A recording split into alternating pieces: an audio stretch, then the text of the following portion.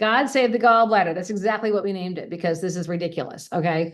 So I thought it was an issue 12 years ago with, and now it's only gotten worse. So the good news is there's so much you can understand about your gallbladder that you don't have to worry about it. And there's even ways you can stop the gallbladder surgery from happening. There's so many things you can proactively do. I'm actually very excited to present this because I have helped so many people keep their gallbladders countless. Couldn't even count how many gallbladders are still pounding to this day, releasing their little bile because they've heard this presentation. So we're really excited to have this with you. We're going to run through a real quick overview of the digestive tract because it really helps to understand not just what's the primary tract that your food is going down, but also all of those organs that are actually a part of the digestive system that your food doesn't necessarily pass through, but they play a major role in digestion. We're going to give that an overview as well.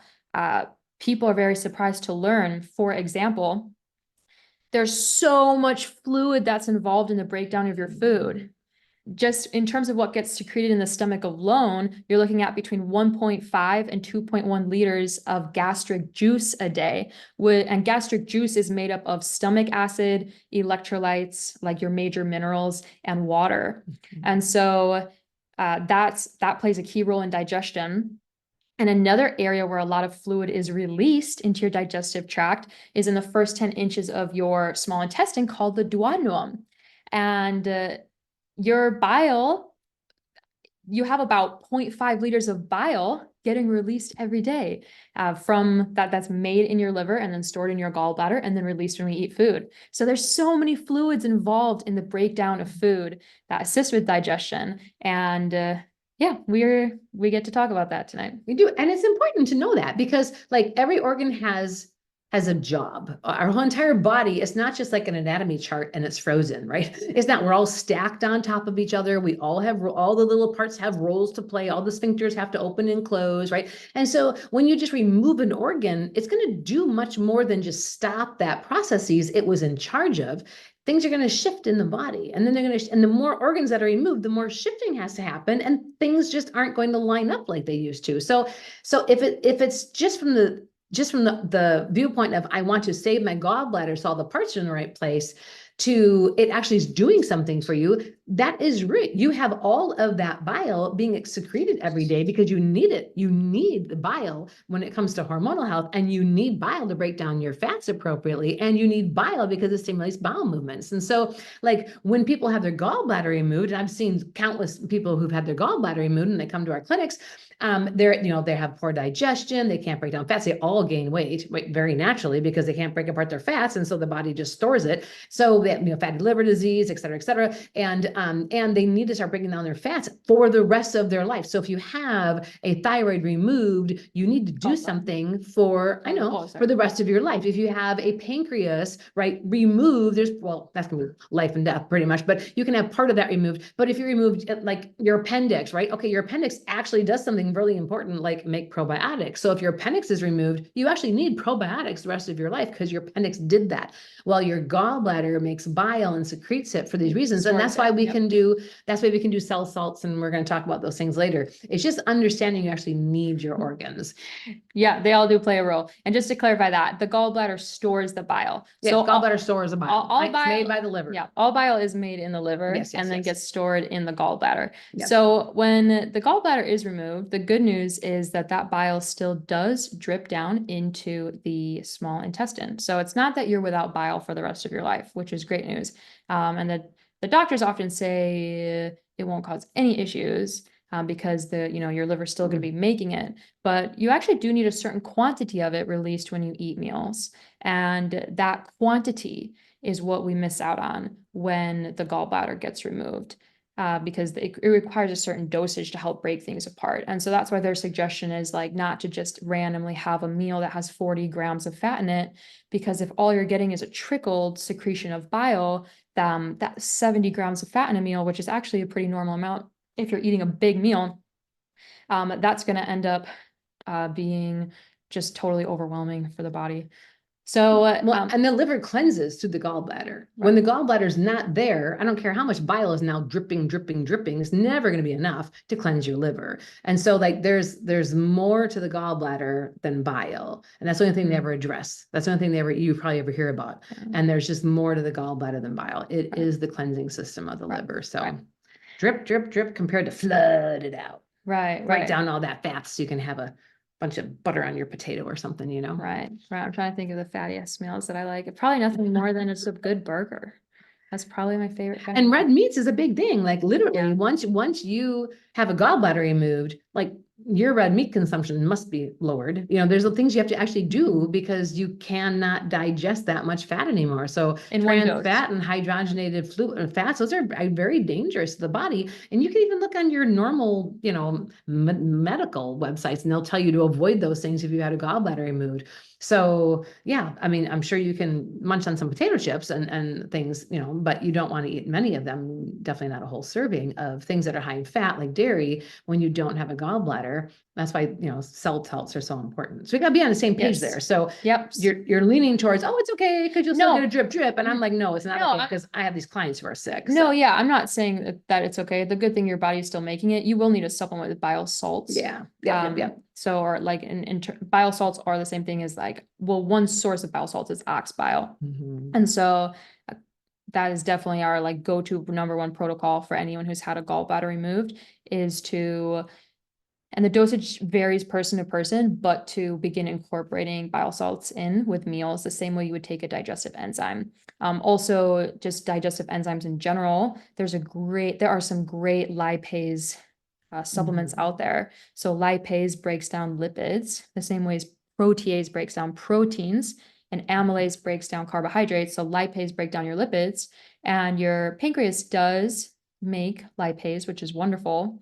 But that bile is like the pancreas can't compensate for the bile not being there on its own. So definitely you can help that out by taking lipase supplements, digestive enzymes, as well as the ox bile or some other source of bile salts that help break things down. So bile is a combination of cholesterol and bile salts and water. And so it's a mixture of these things that gets secreted into the first 10 inches of the small intestine. The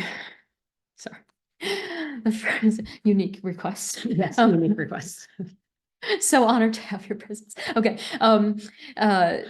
Gets secreted into the first 10 inches of the small intestine called the duodenum. And the issue that we see with gallstones is actually when the ratios of those substances are off. There is too much cholesterol in the mixture that is making up bile. And a lot of people just purely ascribe that to the high fat, high processed food diet that we eat. However, when you take a closer look at that, it can actually be due more to inflammation, which Karen's going to be talking about here in a minute. Some of that can be from excessive dietary cholesterol, but definitely the inflammation, because cholesterol is an anti-inflammatory agent. And then also excessive consumption of carbohydrates actually can also contribute to that. So you can talk about inflammation first, and I'll talk about carbohydrates next. Yeah, that sounds great. So so, you know, when you talk about the gallbladder and we talk about cholesterol, we need to know when there's too much cholesterol in the body, it can be for a number of reasons, right? Yes, we can be eating extra dietary cholesterol and the animals that we consume, but our body might be making cholesterol, a lot of cholesterol, because cholesterol is the cooling agent. There's a fire in the body called inflammation.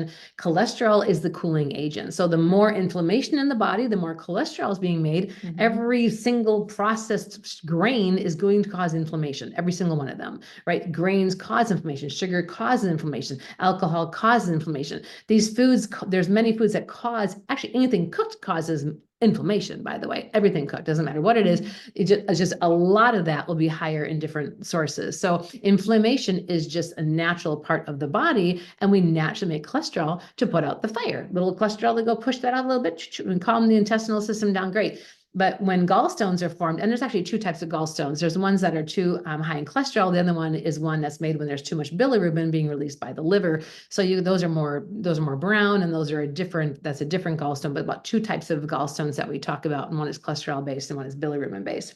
And so that cholesterol based gallstone, now this is the good news because it's cholesterol. Well, you can break apart cholesterol, right? There's some really great gallbladder cleanses that can be done to break apart cholesterol. So the anti-inflammatory diet, if you're like, I'm just going to clean up my gallbladder, I'm going to prevent all this right now, really encourage your body and yourself and your family to go to an anti-inflammatory diet. And those of you who are with us on Human Body Master Guide, you have that anti-inflammatory diet list in there and lots of information. But you want to look for the foods that will not cause inflammation and remove those from the body, because that is that's just a very big thing. Is we know that too much soda pop definitely leads to gallstones. Too much sugar definitely leads to gallstones. Too much red meat will lead to gallstones, period. Even though I don't care if it's organic and you're talking to it every day before you slaughter it, too much of that red meat can lead to gallstones.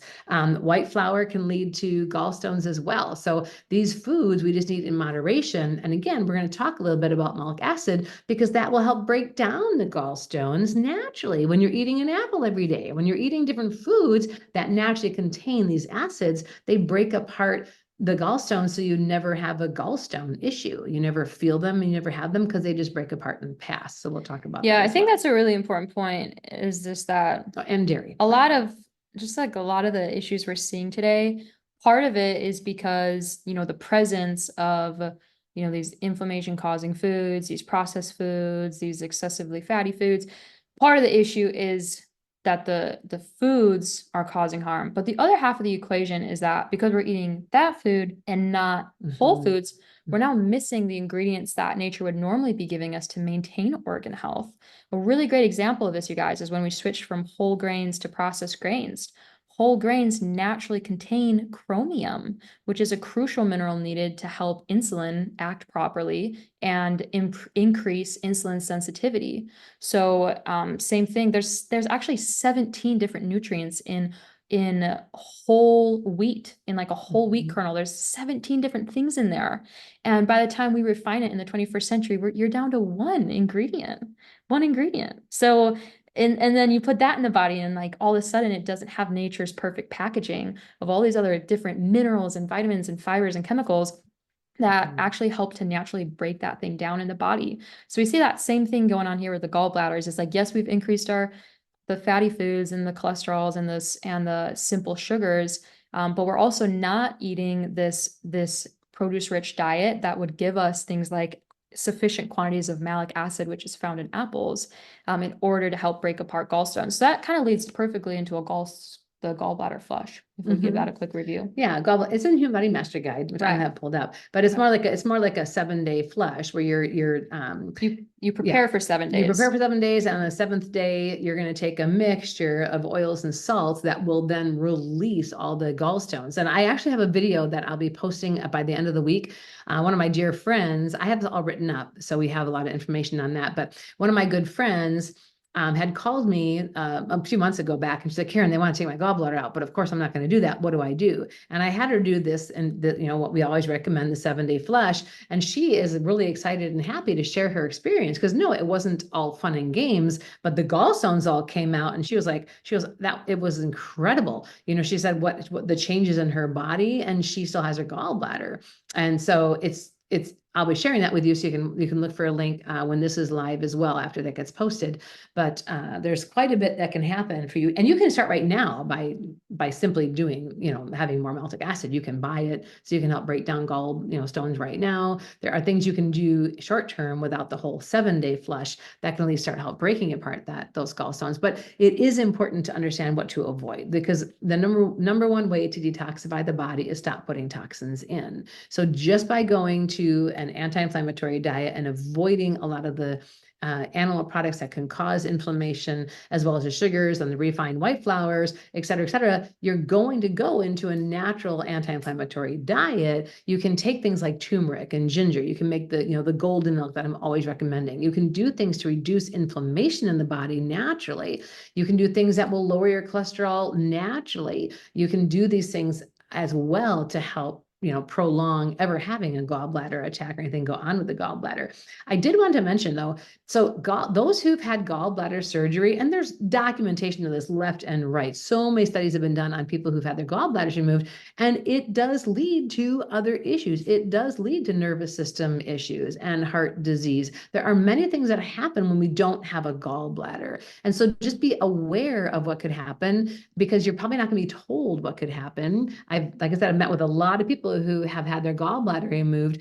One of them I just met with was like 2 weeks ago. She had it removed. She's like, oh my gosh, had I known you 2 weeks earlier, I'd still have my gallbladder. And I'm like, okay, well, there's things that we can do. And that's what we've discussed a little bit already with cell salts and, and the such, and, which is one of them, ox bile, so that salts, you yeah. can actually start breaking down the fats, but you also do need to avoid high fatty foods, because otherwise you can have a lot of storage building up in the body, and it can be very hard and toxic on the liver, because your gallbladder and your liver actually work hand in hand, and that is a natural way to cleanse the liver. So people who've had liver disease can often have gallstones, because the liver cleanses through the gallstone, right? The gallstone, oh my gosh, through the gallbladder. Thank you very much. And so your liver, so some of my clients who've been very, very sickly, I recommend a gallbladder flush every 5 weeks.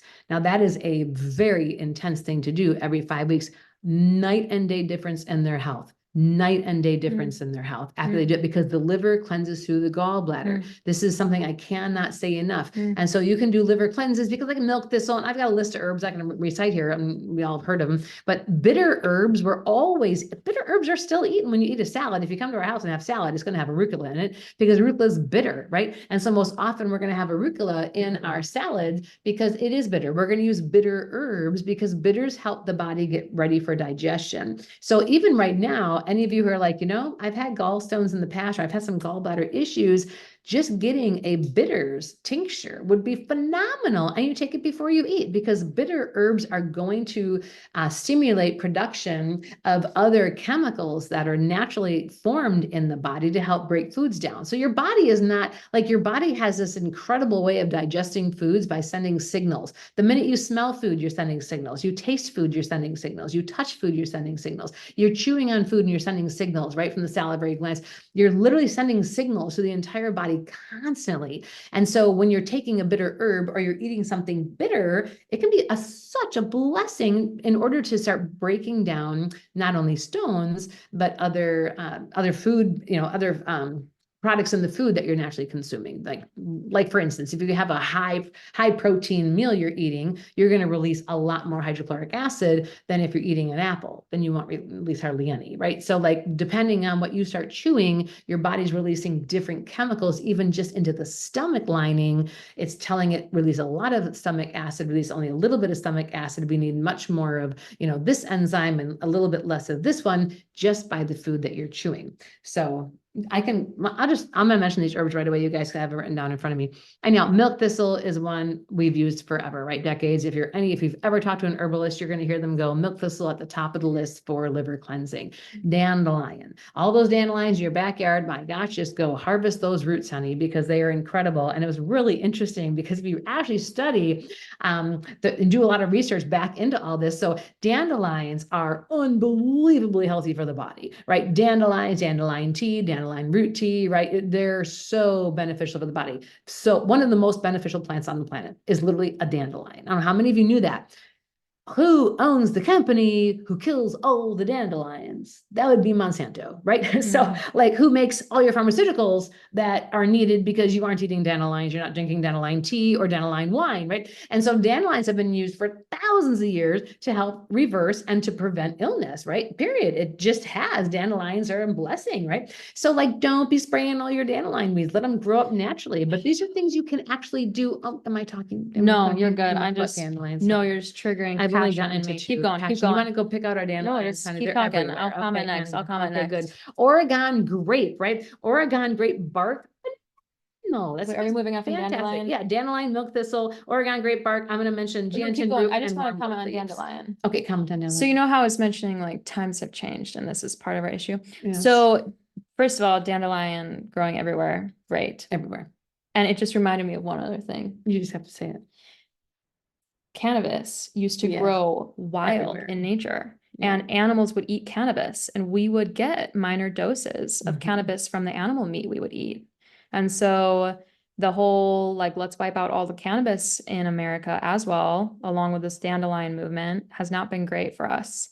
I have a sister who studies this extensively, and there just used to be a lot of cannabis that grew in the mountains that animals would Mhm. graze on, and it was great for their health. I mean, it's a phenomenal nervous system regulator. And so then they would eat the cannabis, and then there'd be like micro doses of that in the meat that we would eat, and that would be medicinal for us. So it's just interesting, we're talking about like how the food chain Mhm. has altered throughout time. And as we more consciously move into this next century of humanity, I would really love it to see if we could overrule some of the government regulations that were put in place during the 1900s and allow the wild growing of cannabis plants again, because that would really support the food chain and especially our animals as we move into regenerative farming practices. Mhm. Regenerative farming is actually incredibly healthy for the earth. It's a myth that cows are bad for the earth. They're not. They're wonderful. They aerate the soil, their hooves, their like as they walk around, it aerates the soil. Their waste product is a phenomenal natural fertilizer for the plants. It increases biodiversity in just all plant life. Mhm. We just need to change our farming practices. So anyway, dandelions and cannabis for all. Please proceed. Well, mind you, please don't start smoking cannabis without the, whatever. Don't do it illegally. Just know what you're doing, But okay? But anyhow, if you need so, to. yeah, I recommend cannabis for my clients who have seizures and epilepsy and severe pain, but there's things you can do so you're not like high. So there's different things you can do. So you can take a tincture at night, put it in warm water, etc., spin it, and then you can drink that. Boom, and then Go to you bed. will, and go to bed. Go to bed and So, sleep for 12 again, hours. we're not promoting go out and just start hooking up joints everywhere. We're just promoting, be wise, and please don't be on the bandwagon. And use herbs when they're needed. Illegalize everything. Exactly. It's a healing plant. Right. So Oregon grape bark, again, phenomenal bitter. And you can get tinctures with like wormwood leaves. That is also very, very bitter and very beneficial. Wormwood's great all across the board because wormwood also kills parasites. That's just the great part about this is like wormwood herbs, the Oregon grape, the dandelion, right? These are things that are going to help you. Genetian root is also phenomenal. We definitely sold a lot of that in our health food stores. Now, mind you, these are things like if you went to Taiwan or China today and you went to an apothecary or to a doctor, you're like, I'm just having this really hard time. I have my gallbladder right here and I feel like I'm getting some stones in there. I have this pain all the time, I'm just not feeling right. You know what they do? They'd whip out a piece of linen and then they would just grab some Oregon grape bark, and they'd throw some leaves from the wormwood tree in there and they'd put, some milk Gelatin root. thistle and then they would just Genetian root. bind it and they'd say, here, take this home and make a tea and drink it for 3 weeks, right? Or 2 weeks. Boom. Isn't that amazing? And now the other day we taught a big class on Saturday called Tips and Tools. And I had tested someone who needed like a 1 teaspoon of one of these products, right? One of my green powders. I was just showing muscle testing. Anyhow, and Amy's like, but now think about that. You're actually all you need is a teaspoon a day of this product right here. Normally they would take it and they would add emulsifiers and sand, silica, right? And they'd put it in little tablets and then you'd have to swallow them. Well, that little teaspoon would equal 6 little capsules. And so instead we're just saying, here's the food. And so in these apothecaries, you would reach food. And that's one thing you're the first people to know in America, because we're making the announcement right now. We are so the master of Oriental Science that we're working with here at Lily Fields, he and I are putting together an actual apothecary. So we are literally on the hunt right now. We have all these antique stores around Georgia looking for the old Chinese medicine cabinets where you can come in, we can throw a piece of linen down and be like, here's some milk thistle, here's some oak bark, here's horse nettle, here's whatever it might be, right? So we can horsetail, sorry, and nettle, we can give you those tea bags. So we're beside ourselves thrilled because this is exactly what the world needs to come back to. Is literally fruits and vegetables and chicken feet and barks and herbs and weeds. You call them weeds, right? I actually just weeded the other day and I had almost a whole garbage can literally of cleavers. And I'm like, this will heal anyone's lymphatic system. Like, and it's just a weed that just overgrew in one area of our property, right? It's like, but they don't know it. They cleave onto you. If you ever get these sticky little things to you, those are called cleavers. Actually phenomenal for cleaning the lymphatic system. So there's just so many things that we're unaware of as society because we've been told to just ignore that, just look the other way. But actually, there's a lot of healing right under your feet. So there we go. And you Yeah. don't have to write all those things down. You can also just go and buy a tincture of bitters, and you're going to see a lot of those. So for anyone who's Right writing it there. down, her list was milk thistle, dandelion root, Oregon grape bark, Genetian Genetian root. Genetian root, GENTIAN, TIAN. and then wormwood leaves. Leaves. Wormwood leaves. So those were the 5 main herbs to assist with the gallbladder. And while you're at it, remember that the gallbladder is not just like permanently attached to the liver, okay? It's moving. All of your organs and glands are covered in fascia and they float. They're moving in the body. So massaging your organs is phenomenal. Now you can go, like when Lily was really sick, right? When she was sick, because all her craziness started when she was 6, I took her to this guy who had worked on like Chinese emperors and all sorts of crazy things. And he laid her on the table and then went in and moved all her organs. Like it was absolutely bizarre to watch her like just grab the gallbladder and move it into the liver. And like he was just moving everything in her body, freeing it up from each other. World of difference. You don't need to go do that. You can just be moving the body. When you do your stretching or you do Right. your Tai Chi, right? And you Right. do these gentle movements, you're able to move and massage the organs inside of you. So don't be afraid to do your stretching and your moving and your back bends and whatever you can do to move and free up those organs, because the tighter your fascia gets, the tighter your body becomes, the less oxygen is actually circulating through that fascia and through your organs, and things are going to become very stiff, unflexible, and they're going to stop working properly. So you can take all your bitters and then move, get up in the morning and do what Amy does when she's always, don't we all love watching her come out of her teepee in the morning? She's like, I wish I wish did you, that. I I'm don't. gonna get a teepee though. If- I'm getting Greg a teepee. That's good. That's a good gift. I hope he's not watching. But anyhow, Yeah, that's yes, a good then one. you can do it coming out of the teepee. Right. Now that would be I will- exciting. that's All in, good. but all in favor? I will turn that definitely down. demonstrate that in real time, but my bed's Okay. too high off the ground to do anything dramatic right now. So That- now I kind of All your need, now I dad kind of didn't tell you need about to that. lower it. So anyway, yeah, awesome. Do you mind if we just circle around and give people like a nice consist list of the top healthy things they can do for the gallbladder? Yeah, but I forgot one very important thing. Okay. Breathing. Oh, So right, your breathing. lungs are really large, right? And so when you take deep breaths, take a really deep breath and like see what happens on your right side, because that's where your liver is and your gallbladder. And then exhale it. You can feel it squeezing down on your rib cage, right? So the more deep breaths you take, you literally can be massaging your gallbladder and your liver. So you hear us talking about breathing all the time, but because breath work can also massage, and you can be bending over a couch or over a chair while you're taking these deep breaths. Don't just sit there or stand there and deep breathe. Move the body. Because I had scoliosis and I wanted to eliminate it, which I did. It's completely reversed. But I read books and books on how people reverse scoliosis. And one of the ways they did it was literally deep breathing while bending over picnic tables and chairs and couches and just literally finding the position to breathe into so their fascia would relax, their spine could straighten up, and their organs could move back to where they were supposed to be. So there is, so yes, we can make our list, but I wanted to mention breathing after the massage. Yeah, there's I really wish I knew what this was called. If someone knows what this is called, please put it in the chat. But there's a form of self-massage that is entirely dealing with breath work and how you like squeeze your abdomen.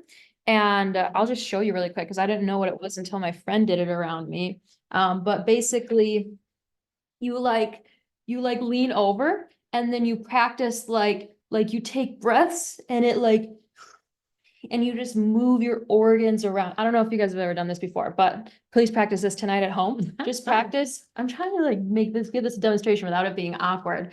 Okay. But you like suck in really deep, suck in as far as you can and like squeeze. And then when you roll out, just like you're self-massaging. I'm hoping I'm demonstrating this okay, but the goal is to do like a circular movement around. So women who organs. do all that cool, like dancing. They probably don't have gallstones. They don't have gallstones. I mean, I don't know, that's purely speculative. So we could start a new dance group. We could call it the hula hoop danger? Nomo Stone, No more stone. the Nomo Stone, belly dance club.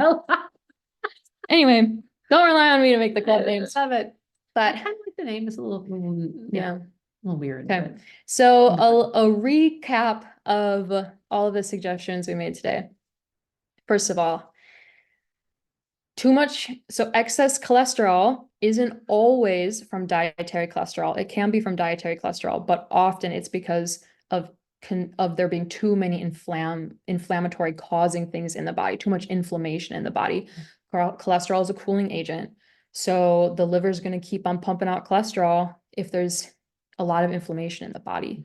So best thing you can do to decrease the level of excess cholesterol is just be smart about where you're getting your cholesterol from.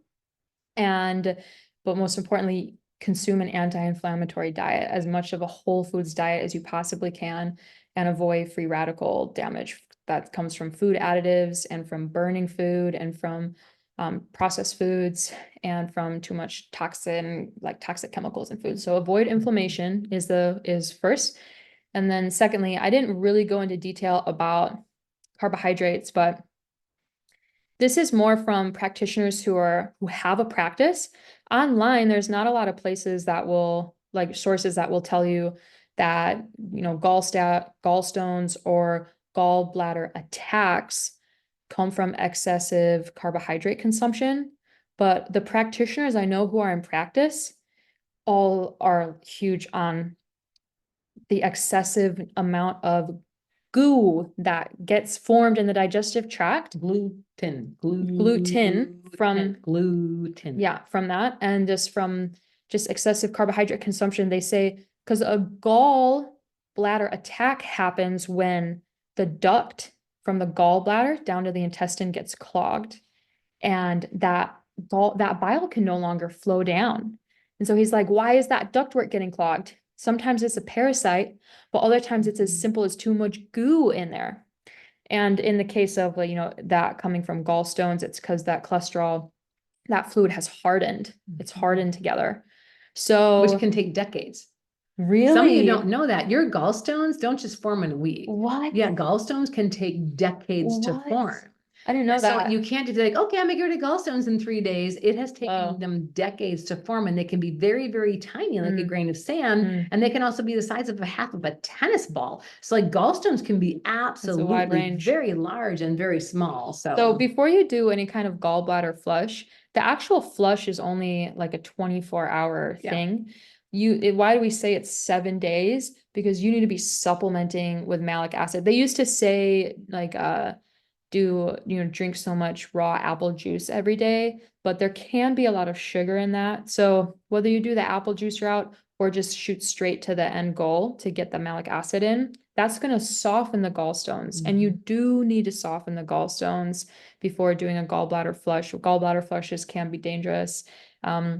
If you're all of a sudden dumping all this bile into, we didn't really go into depth on the we didn't even talk gallbladder about the flush. colon too, right? Yeah, Because the colon must be empty before a gallbladder Yeah, flush. so That's super Are we important. getting in? Are we going to We cover can, I don't gallbladder have time to flush? say right now. Yeah. We can I'll talk finish about my it. list. I'll finish Yeah. my list, and we're going to circle back to the do's and don'ts of the gallbladder That flush. sounds great. But you want the malic acid in there. So that would lead us to the next thing, just high whole foods diet to get all those nutrients in there that are going to naturally maintain homeostasis and health in the gallbladder, and prevent gallstones from forming. So that would be the next thing. The fourth thing would be consuming supportive herbs that assist the liver and the gallbladder in maintaining health and proper function, like that list of things that Karen mentioned. And the fifth thing we talked about was physical manipulation of getting that fascia released and moving the abdomen around to get like physical stimulation and movement. Very helpful for all of your digestive organs. I always do think it's interesting, like the rib cage comes down to beneath like your lungs and your heart and your liver and stomach and pancreas. There's a lot there, but like the rest of this part is exposed. So obviously don't be responsible with how you're applying massage, because you don't want to like go too hard, or if there's an obstruction in your colon or you'll feel it. If you start moving around, you're like, oh, that hurts. That hurts. That's actually indicating something. It shouldn't hurt to apply pressure to almost any part of your abdomen. It shouldn't be like, oh, that stinging pain. It shouldn't hurt like that. So it's good to do a little check-in and just be sensitive, because when there is a pain there, I would find a chiropractor or an osteopath or someone who practices applied kinesiology who can help you do a further deeper dive into what's really going on with that organ. So that's just a summary of things that help prevent gallstones. So we can get into the gallbladder flush then. Yeah, and the gallbladder flush, I mean, there are a few out there. There's different gallbladder flushes out there. Most of them come down to having the malic acid every day for Malic 6 acid. days. Yeah, the malic acid for 6 days, and then doing, your Citrus. Yeah, your citrus and your oil. Yep. So do you Yeah. want me to break this down real quick? Magnesium. Yeah, you're Yeah. welcome to do that. So you'll take the malic acid for the days leading up to the actual flush. Mhm. And then there's there's 2 separate drinks that are used during this thing. One is to bring a lot of moisture into the digestive tract. So that they usually use Epsom salts or Oil. some type of Mhm. humectant that's gonna pull water to make sure you're properly hydrated in your So digestive where tract. salt goes, water flows. Yeah. That's why you're using the Epsom salts. If you Yeah. drink some of them, Right. more salt, more water. Than usual. But then the other part of the equation, the actual thing that induces the flush, is on an empty stomach, you drink about a half cup of pure organic extra virgin olive oil with like lemon or grapefruit is like the golden standard, like a half a grapefruit squeezed on top.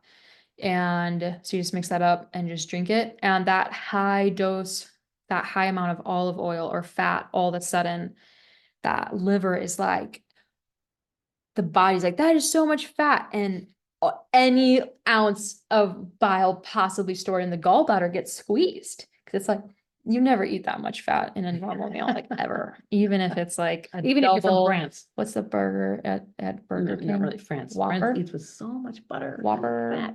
I double don't- Big like, Mac. I would know what Yeah. they are. Anyway, even if you ate one of those meals, it really wouldn't be that much. So it's just such a high quantity all at once that the gallbladder's like, "What?" And you're like, squeezes it all out. And that contraction can release gallstones into the digestive And tract. that can take several hours to get all of them Right. out. Yeah. And So the other thing is you want to make sure that you're eating like during the gallbladder flush week, during that week that you're taking. during preparation. Yeah, during for- preparation, you don't eat breads and pastas Right. and meat Right. and dairy. You're very Right. careful with your diet so you can start cleaning up the colon so the colon is ready to expel, because the day before you do the actual flush, let's say you're gonna do the flush on a Sunday, starting Saturday night, and Saturday you want to do some colonics or you want to do an enema, you want to make sure you're having bowel movements. The Right. biggest problem is people don't understand the importance of having a very clean colon. So when those gallstones come out, there's nothing in the way. Right. Otherwise, you're going to release, if you do not have an empty colon and you release that many gallstones, they can cause a lot more pain and be reabsorbed by the body. And now you've got, now you have an issue because you have a lot more toxins going into the actual, the circulatory system. So that's how we do it. And again, Human Body Master Guide has, Yeah, there's information on books there on that about and that. YouTube videos on that. So I wouldn't recommend just taking the notes we gave you tonight and running off and doing it. Like write the protocol down and go ahead and follow it. But Lily's done it. We've had several students have done it. Many of my clients have. I haven't done it Yeah. yet. I need to do it. Well, you probably don't need to. I have never done one. Like, why Right. would I need to do one? I don't have gallstones. Like, we don't eat that way. So you just Right. don't have them. And so, but We could Lily have needs them it. and not know though. Yeah, because they just all of you, I'm sure, have had gallstones, and they just, they dissipate and move through the body. But Right. when you're doing cleansing to eliminate specific things, then we'll do. And yeah, Lily did it when she was 12 years old. Wow. She did a Go gallbladder Lily. flush. So Yeah, I she was am very gonna fun. try. I am actually gonna officially try one though. That'll be exciting. I'll let you guys know how it goes. I'll let you know how it goes. I'm really I excited. love it. I love it. Yeah. But it is Yeah. cool just how much the body naturally does take care of itself when when the right foods are And in place. again, and it's how movement's the in place. liver cleanses. So if you have liver issues, this is something you might want to consider doing. Like literally, the liver will cleanse itself through the gallbladder. And there's books and books written on that. And so by doing a gallbladder flush every 5 to 7 weeks, if you have like you are end of life and you have all these horrible pains and these things that no one can figure out. I'm telling you, try doing this every 5 to 7 weeks. It is amazing the results that have happened. People's cancers have disappeared. People's long-term decades of pain and anguish have gone away, like just cleaning the liver so the liver then can get to what it's supposed to be doing in the first place. It is amazing. Now, wormwood leaves, we're a big fan of wormwood because it does kill parasites. Parasites do cause gallbladder issues. Parasites cause appendix issues. Parasites can get all over in the body. They love the duct They work. love They love duct the work. ducks. It's like what would be like at an amusement park when you get to go like on roller coasters, they get to go up and down and around. They just love it in there. And so they never do looked at it like that. well, we should, we could actually for our human body mashing museum. Keep on moving on. We can make something. We are not going to pretend we're the kid is a little with a parasite down a slide. Please like do that. Okay, I'm not getting into this. I'm sorry. But mom, you guys, in case you guys are wondering what my mom's actual pipe dream is, like you'll know, you think Lily feels this Karen's big dream. It is part of it. It's part of it. It's more her retirement plan. But the where I can live. The actual pipe dream is to have a human body master museum that it's going to be built by a major city. We're not putting this like multi-million-dollar building in the middle of heaven here in Georgia. This is not the middle of nowhere. This is the middle of heaven on earth. But like we're talking like Atlanta, whatever. We were thinking Vegas for a while, but probably not anymore. So the point is we want to have these museums built. Actually, we'd love to have them all over and people can go there for field trips and adults can go there and every room represents a different system of your body. And it's like an interactive museum where like you get to walk through the whole digestive tract, like pretend you're an apple. We should give kids like little apple hats or they can pick out what food they want to be. Right. And then as they go through each phase of the body, we're like, now you're getting squirted with amylase, you're in the mouth. And then, oh, now you're getting squirted with this. You're in the stomach. And like people get to go through each room and like it's this interactive museum to learn how each system of the body works and see life-size images of things that interact with it. So that's the real dream. All we're waiting for is our billionaire Singapore investor who wants now you keep saying Singapore. I think you're going to get married to someone. I don't think I'm going to marry someone from there, but you guys have all seen that big building like in Singapore. I'm like, there's someone in there who might build our I want to build museum. our human body master using That's museums. right. But anyway, if you guys know anyone, just let us know. And we would love to make them free to the public so people can just come and learn and have composting there and worm casting and just teach them seed to cell, like just literally teach them how the body works and what they can be doing. Oh my gosh, it's so much fun. Yeah, we can't wait. So that's the next phase after this. We'll probably do this first. We're going to do this first and then we'll do the human body master museums. But well, that was quite a good run through gallbladder functions. God save the gallbladder. Right. We didn't just spend so much time talking about what bile does itself. So this is my final thing that I want to mention about bile, and then I'll feel complete. You go for it. So we all know bile helps break down fats, but there's actually a few other things that bile does, which is really cool. First of all, you have your primary bile salts, but then you have secondary bile salts, which is when the body starts using things and it starts going down like some of these metabolic pathways. These secondary bile salts actually play a significant role in T cell regulation, which is your immune system. Your T cells are like the bosses of your immune system. T cells play they play a big management role in your immune system. So bile salts interact with that to stimulate T cell activity. So it can actually it says bile salts can cause inflammation actually, but that's because your immune system is an inflammatory response. Your immune cells are like, we gotta kill stuff. That's right. So it's like, bee sting. Boom, exactly. Like that's natural. That's natural. So anyway, those secondary bile salts, they play a role in T cell regulation, and also they play a role in your microbiome. So that's very cool to hear that there's an interaction there between just the different microbiome and the bile salts. And then that's probably how it triggers you to have bowel movement. Because when you don't have a gallbladder and the bile is not dripping, because your bile will come out quite a bit when there's fat present, and it just it literally triggers a bowel movement. That's amazing. It's all about the microbiome, isn't it? Well, I just know that your microbes talk to each other in the body, so that could also be it. It's like imagine there's like the bacteria up in the duodenum who are like, "Hey guys, got some new food coming. There's like, your body's like walkie-talkie system is like your gut is like your microbiome. They're like, and we have a new food coming in. Oh, we're gonna need to know. There's this long parasite in there. We got to get rid of someone encouraged her to eat some wormwood leaves, right? Right. Make her crave bitter No, foods. it actually, I do actually think it actually travels through the nervous system. So we actually do know this is a fact. The vagus nerve plays a role in it. So it is like actually literally the secretion of bile and the activity in the duodenum that literally physiologically triggers bowel movement. So that is also very cool. All right, well, that was great. I mean, are you guys happy with that? Is there any other questions you have about the gallbladder? Did you learn things you were not even expecting to learn? Okay, we put it back on gallery view so we can see all your faces now. Hi. Hello.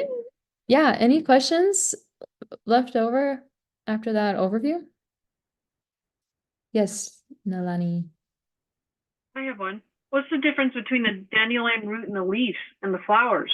Can we Yeah, eat them all? I didn't Yeah, know that. they're all different. Yeah, you can definitely eat all of it. Of a dandelion, you can eat the entire thing. They just all have medicinal qualities. And interesting enough, I'm really glad you brought that up. When it comes to like essential oils, even like lavender from a brand new lavender plant is going to be different than lavender from one that's grown all summer long. It has completely different healing qualities because a lavender plant that's wildcrafted, that's been there for the whole season, is going to have a lot more antimicrobial agents and better for longevity. It won't smell as pretty, but boy, oh boy, that one's going to be able to kill off pretty much everything. Where a brand new lavender plant, it blossoms open and it smells so pretty, and you harvest it for oils, it's actually going to be very different. So the dandelion is the same thing.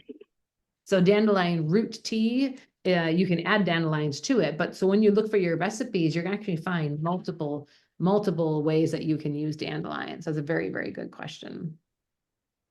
And then clarify. Sarah, go ahead. What were you going to say? I was going to go off on a tangent about parsley tea for edema. So anyhow, so whatever. So, I'm a tangent chick. That's what I do. That's a good one. No, I wanted to clarify the carbohydrates you were talking about, the glue. What kind of carbohydrates are you? Carbohydrates? I don't know how to speak. That you're trying to specify. I mean, because complex carbs can come from green peppers and Exactly. peas. Yes. Yes. And honestly, Yeah. even like normal starches like potatoes and quinoa and Quinoa's not too starchy. brown rice. But I'm saying like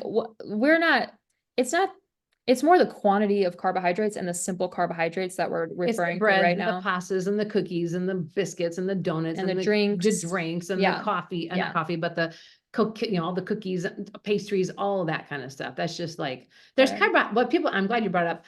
People don't realize there's carbohydrates in every single thing. Carbohydrates give energy, and so in most naturally occurring foods. Most all natural occurring foods usually need some kind of carbohydrate. Except for meat, except for meat. Yeah. So we're talking about grains, so like your banana bread that I made yesterday. Was it yum? Yes, it's really good. I keep making it. Would you consider that a high carb, high grain? It's bananas, eggs, Because you're putting tapioca starch, almond flour. Yeah, but a very little potato starch. There's hardly any of that in there at all. Now, there's not a lot, but I mean, you would consider that to be? I had a stomachache and I ate that and I was fine. Yeah. So I would not think that's going to be a big issue. That's not at all compared to all the carbohydrates we just mentioned, or like a quarter pounder. That's I mean, that's just by saying simple carbs, something that just gets digested fast. Or simple carbohydrates. Yeah, because that banana bread, like you said, almond flour, bananas, eggs, like that's great. Flaxseed. Yeah, it's such a good, isn't that fun eating something that's actually good for you? It's like, oh, this is good for you, The crackers that we make, I mean, so I'm trying to figure out, because people ask me that, and I was like, well, carbs are in everything, so they think if they can't eat a carb, then they can't eat anything, because we're talking about carbs being in grains and stuff like that. But yeah, we still need to eat the grains. Yep. So when you talk about the glue, you're talking about simple carbs. Simple carbs, but also keep in mind, just like wheat, for example, the way it's been hybridized, there's about 40 times more gluten in modern wheat than there was in wheat about 60 years ago. So there is like literally more glue in modern wheat, but just the concept that the excessive starch can create like sticky biofilms in the body. And I wanted to mention acupuncture. So any of my Thank you, Andrea. Thank you, Andrea. You're amazing. Yeah, And great I'm glad question. you like my banana bread. You guys all make the banana bread. I love it. Acupuncture is, I know, I do too. Acupuncture is a go-to. It always has been for me. It is literally what helped save my daughter's life. And so acupuncture is huge also for gallstones. So I want to put a shout out there. If you have a good acupuncturist in your area, you can do some acupressure as well on yourself, but acupuncture is amazing. And we have an incredible acupuncturist who's working here now at Lily Fields. He started today, and he was here all day doing appointments, and it was just amazing. Everybody's just so excited. But do look into that if you have gallstones. That is something you can immediately do. So you can change the diet, you can work on things, but you are going to be able to use an acupuncture and acupressure for gallstones as well. I didn't know that. Mm-hmm. Very cool. Mm-hmm. Yes, Nalani. Hey, so somebody in the chat also had this question. What do you do with a child who does not have an appendix? I heard you say that they'll need probiotics for the rest of their lives. Yep. So yeah, so I'll Yeah. comment on this because I actually had my appendix removed. And Okay. yeah. But tell them when it came up with the doctors. Oh yeah, that's right. I'll say that after. So the appendix, there's probably more we're gonna learn about it. It's actually very small, very small. But just what we do know about it is it plays a role in regulating the gut microbiome, and we suspect it acts as a storage tank for different microbes, which is super cool. And it totally makes sense that the human body would, you know how there's like seed banks like buried in the Netherlands for like in case there's like an apocalyptic explosion on Earth and we need, I'm serious, there's like There food are buried miles in the there. mountains, like Yeah. way down under snow. There's seed banks that just have seeds of all these varieties of foods in case anything happens on the topical surface of the earth. I love that type of smart person. They would go crazy around my personality type, but I'm very happy that they exist. So anyway, love that people are that prepared. The version of that in the human body, we suspect, is that appendix who's got like a little bit of Akkermansia or a little bit of bifidobacterium or a little bit of this lactobacillus strain, or a little bit of the I ran out of gut bacteria to mention, but these different strains of gut bacteria. So all we mean by that is probiotics aren't something anyone needs to supplement with every day. If there's a healthy gut environment that's Right. providing food for the good microbes, that microbiome is going to stay alive because you're feeding it properly. So, you might only need to take probiotic supplementation here and there after a good gut microbiome is established, because as long as you're feeding it the right foods, it will proliferate. Well, that's and what they feed want to know. itself. So feeding it right foods Right. is what you need to do, which is a very wide variety of fruits and vegetables, fiber. Fibers and stuff like So that. nuts and And- seeds, yeah. all of those have fibers, and each fiber is going to feed the different microbes. And so if that's kept alive, then yeah, some sauerkraut here and there, some kimchi, some water kefir, some kombucha, whatever you're going to do for fun to introduce some more probiotics. But this is a child. Right. So some of those children aren't going to be like, okay, mom, I want 17 vegetables on my salad, and I want my fruit smoothie in the morning. Right. So you may want to do some supplementation for the children of probiotics. I just need to put this out here. We love spore-based probiotics. We sell, and by the way, our store is opening. We have tens of thousands of dollars products coming in soon that we can get online and to you, because it has all of our favorites, which will include probiotics. But watch your children and watch yourself. If you start taking a high lactobacillus product and you start having some gut issues, you could actually have too much lactobacillus in the body right now.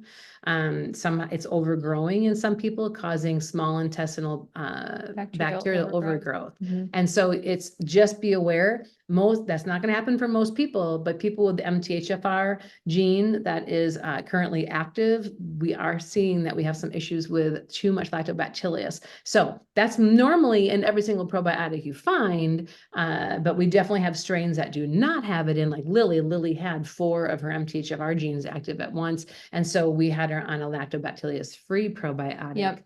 So just putting it out there, just so you hear it. Yeah, So- and so the strains you're going to be looking for instead of lactobacillus is bifidobacterium. Mhm. So bifido, those are the 2 most dominant, followed, I actually don't know how Akkermansia lines up with the quantities of those 2, but those are all keystone strains. So if you're looking for bifidobacterium exclusive brands, Megaspore Biotic by Microbiome Labs is a bifidobacterium only.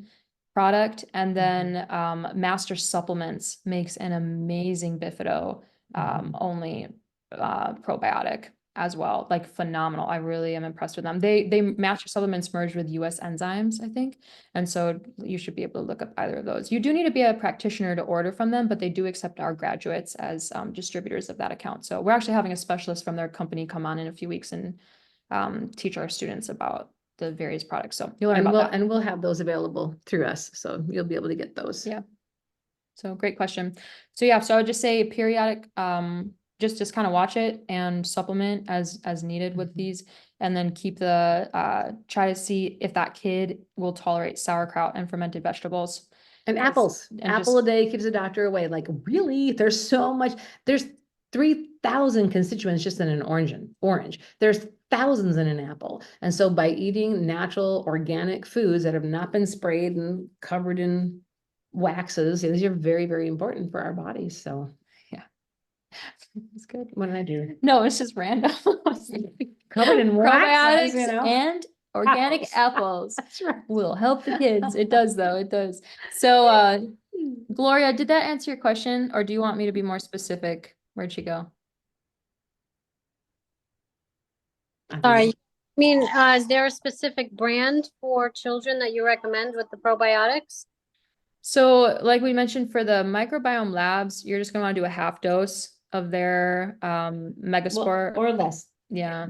But just so you have, 1 dose equals 145-pound adult. So on everything. Hmm. So anything you're ever looking at, that dosage is based on 145-pound adult. So there, if you have a child, it might be half of that or a quarter of that. I'm gonna Right. throw that in. Right, Because yeah. if it's like a young child who's 20 Right. pounds, very different. So. Right. So yeah, so I would do that. And then same thing, with the other, if it's a pill that's coming in a capsule, that's just gonna look like opening it up to empty it out and then mixing a little bit of that in with applesauce and feeding and getting it in their body that way. Yes. Okay. Oh, I just wanted to mention, most appendixes are removed because it's parasitical. Parasites are #1 cause of appendix issues. Hmm. So just be aware of that. So you may want to go, ooh, I need to probably have my kids dewormed once a year, which of course, in Mexico and most other countries, you deworm yourself all the time. There's actually, you're checking out the checkout counter, there's a deworming thing hanging right there, right? And we only deworm our animals because there's no parasites in America. Anyhow, that's not true. So you do want to make sure you're taking parasitical things like wormwood on a regular basis, eating a bunch of pumpkin seeds. If you're a man, definitely if you have any man in your life, get him on pumpkin seeds and get him doing anti-parasiticals at least for a month a year, because men have prostates, and I'm telling you, parasites can interrupt a lot. So I would heavily recommend. Pumpkin seeds are parasite just farm. amazing for all sorts of things. Pumpkin seeds are very Well, nutrient and dense. they're high in all your amino acids. It's amazing. So Yeah, we yeah. love that. So yeah. Yeah. Gloria, if you can come on when I that, have to end. yeah, we do need to end. But then we Gloria, can keep if you can come on when we have that presenter for Master Supplements on, or the US Enzymes, she'll go over like their top products and when to use them, but they have some kid friendly, all their products are gonna be kid friendly in the right dose, but see if you can make that call. It'll be on a Tuesday night training. Thanks. Okay. For those of you who Thanks, Gloria. don't know much about that, Gloria, thank you. We run a school. That's what we do online, right? So we certify people as holistic health coaches, advanced health consultants, and then therapeutic nutritional counselors. So when we talk about our programs, just check out holistichealtheducators.com. The Thursday night calls are all covered on the humanbodymasterguide.com. So all that is available on our website. But we're here to help you. We are here to help you, empower you to understand how the body works. And truly, so Thursday we spoke about something amazing. What are we talking about on Thursday? Detox, right? Okay. Every day we're talking, but anyhow. And so and the intro was so amazing. Amy, you killed it with the intro of why we do what we do. So that little tidbit, we're going to make that viral. So watch for that coming on all social media platforms, because she just killed it with exactly why her and I do what we do, and why all of us holistic health educators do what we do. We want you so enamored in understanding the body that you can ward off dis-ease and you can recognize truth and error when someone's trying to tell you something. You're like, no, that's not how it works. It's really cool. You did a great Yes. job killing it. Yeah, we're very happy. Our scope of work is like actually so narrow. I know we have a lot going on, the supplements and the retreat center and the online school and coaching and all of that, but like our actual objective is actually so specific. It's so specific. I love that we can focus on it. And it really is to give the average person a near medical level understanding of how every system in their body works. Mhm. Because when Mhm. people are empowered with that knowledge, they can discern between right and wrong. And we don't need to be the gatekeepers of that truth anymore. We don't need to be like, don't listen to them and listen to them. And that's, you know, watch out for that. That's actually misinformation. And you should have this opinion about this government policy. Like, we don't need to be telling you how to feel about any policy. Mm-mm. We don't need it. You should know. You should feel it in your gut the next time Mhm. someone tries to tell you your body's not capable of doing something that Mhm. is darn well natural and capable of doing on its own. So I just love that our goal gets to be so specific and so pointed. Like, we just need people understanding how their bodies work. And they will be able to be stewards of it and make good decisions for themselves and for their families moving forward. We don't need to be the decision makers for anyone on that. We just want you walking around with good knowledge. Yep. Tonight was a little scattered. I'm not gonna lie. At the beginning of this call, A little scattered. it was I really felt it too. scattered. Yeah, But we like pulled it together. we're like running around between desks and It's mom okay. like weeded half of Lily Fields today. And There's no way to weed half of 67 acres in one day, but I darn well tried. it was kind Anyhow. of crazy. So thanks for sticking it out with us, you guys. Really, really appreciate that. So thank you all for joining us for Monday Night Madness. Remember, You you are are the the master master of of your your body. body. Oh, that's right. That's right. That's right.